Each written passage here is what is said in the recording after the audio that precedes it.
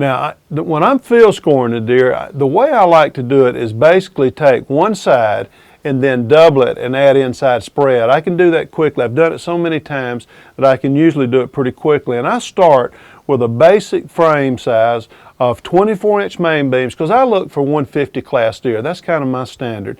And I know that a 150 class deer typically has a base of about 24-inch main beams and 16 inches of mass.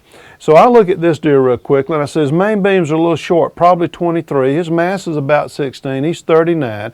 And I look real quickly at this brow tine. I know this is a 5.5, 6-inch brow tine. I'm going to give him 6 on this. This is 45. And I look over here I match his G2s here and say, yeah, this one is 8. No, this one's 9. This one's probably 9 too. So now I'm at 54. Now he's 9 again on this one, but he's shorter on this one. So instead of giving him 9, I'm going to give him 8. So now he's 62. Is that right? Let's see, where was it? 54? 54 and 8. Yep, he's 62 now. And 62, I'm looking at these. Oh yeah, his G4s are 5, and they're 5 on both sides. So now I'm going to give him 67. I double 67, that's 134. Now his inside spread, 19. 134, 19, that's 153. I got a 2-inch non-typical here at 155. That's what this deer is. This is a 155 class Montana deer. Now that's field scoring, but it takes a long time and a lot of experience to be able to quickly do that in the field.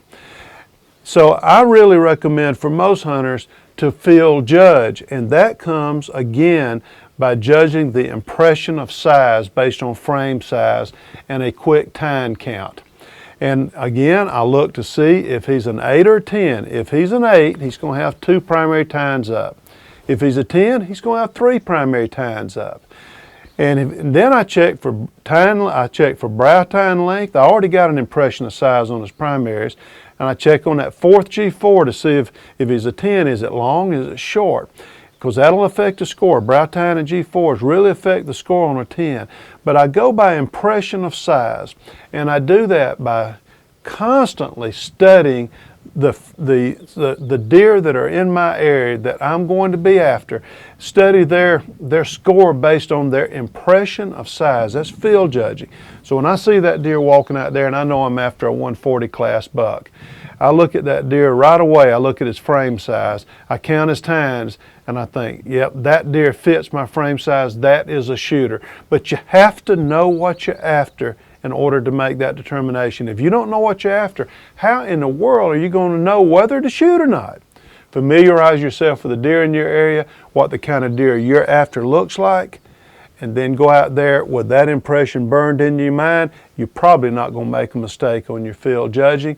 But you know, in the end, I really do like field scoring, because sometimes that forces the discipline that will overcome the excitement that buck fever will cause to make you make a wrong decision in field judging. But that comes with a lot of time, a lot of experience, and you got to have time to look at that animal to field score, where field judging can be done very quickly. Make your decision, make your shot, but you better know what you're after. I'm David Morris. I'll talk to you next time on Tecomate Trophy Tips. This is a good deer for here. Good deer for here.